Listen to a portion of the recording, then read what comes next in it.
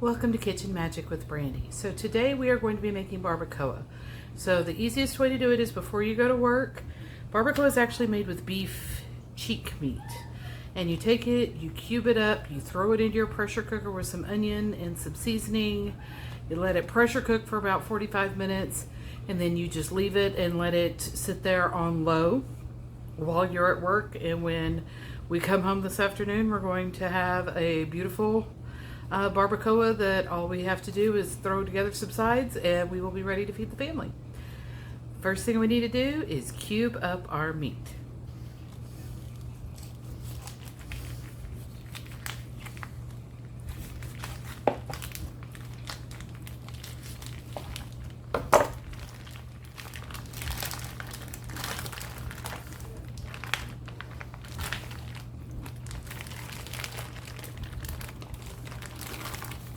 Now, cheek meat is not the prettiest of meats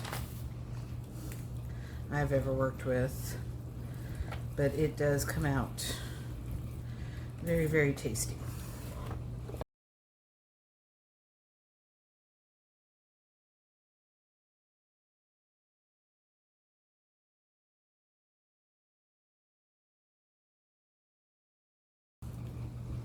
That is all just fat. So we're actually just going to set that to the side. Because there is a lot of fat on this meat. And so trimming some of that fat off just helps keep it from being so very, very greasy when it's all said and done.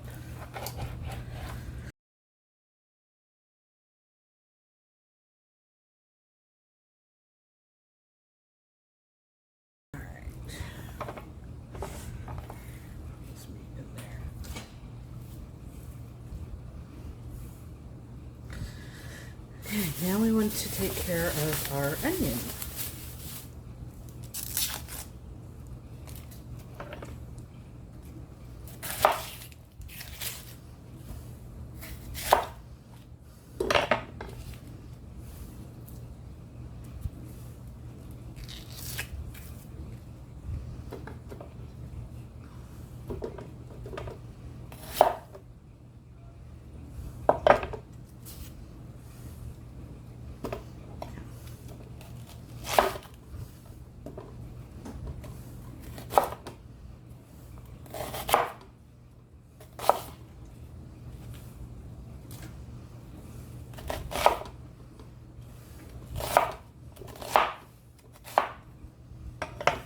Big chunks of onion.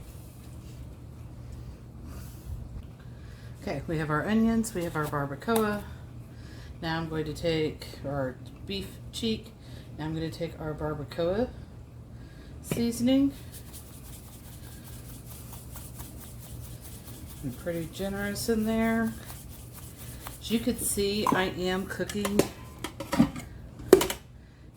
in the basket because this is a very, very greasy meat when it comes out. And we're actually going to put it in another pan and saute it for a little while to get those little crispy bits. And I just find it to be a lot easier to be able to just pull all of our meat and onions out of the layer of grease that is going to be in there. And then we just close up our pressure cooker. Like I said, we're going to set it to high pressure for 45 minutes and then we're just going to leave it alone. It's going to cook in there on low for 6-7 hours while I'm at work today. And when I come back, I will show you how to finish up our barbacoa. We're going to make some beans to go with it. We're going to crisp up the barbacoa a little bit, cheese, sour cream, take out the tortillas, tacos, and call it a supper.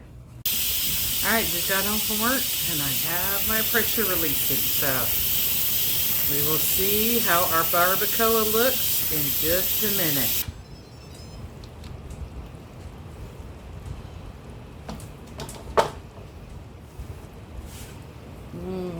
Smells good.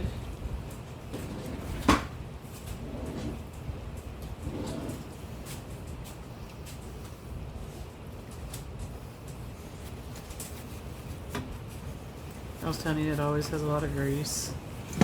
And by doing it this way, you can just pick it straight up out of that grease. Look at all of that. Okay. How tender this meat is, it just absolutely falls apart. I'm gonna put in this cast iron so we can get some of those crispy bits on it.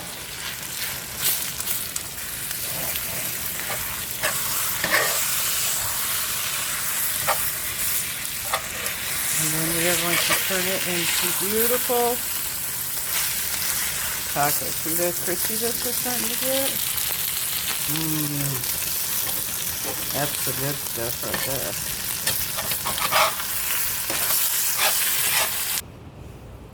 there. Okay guys, I had to pull the hair up. It's getting hot in here. So I don't know if y'all can hear that rain or not, but it is pouring out here. So if we lose power or something, I'm terribly sorry.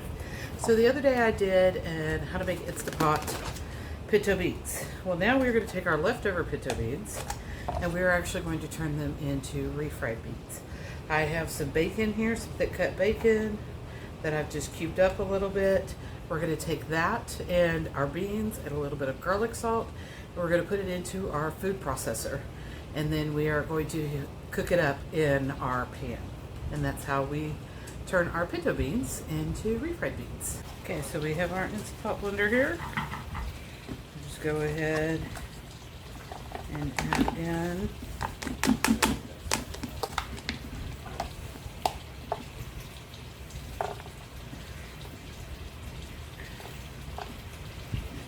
all of our beans.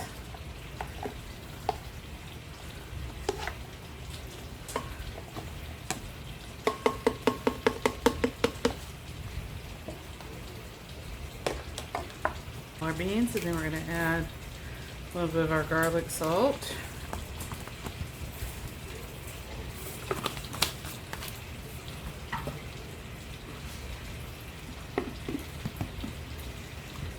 And close this up.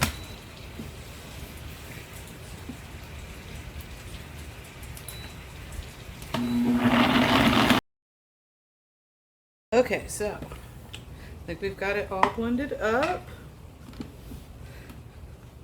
We want to still have some bean pieces in there, so you don't want it completely blended. And then we're going to put it over here in our pan to cook.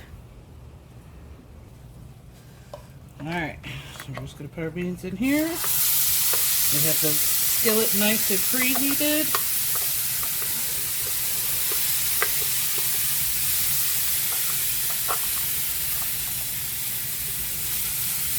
And that is how you make refried beans from your pinto.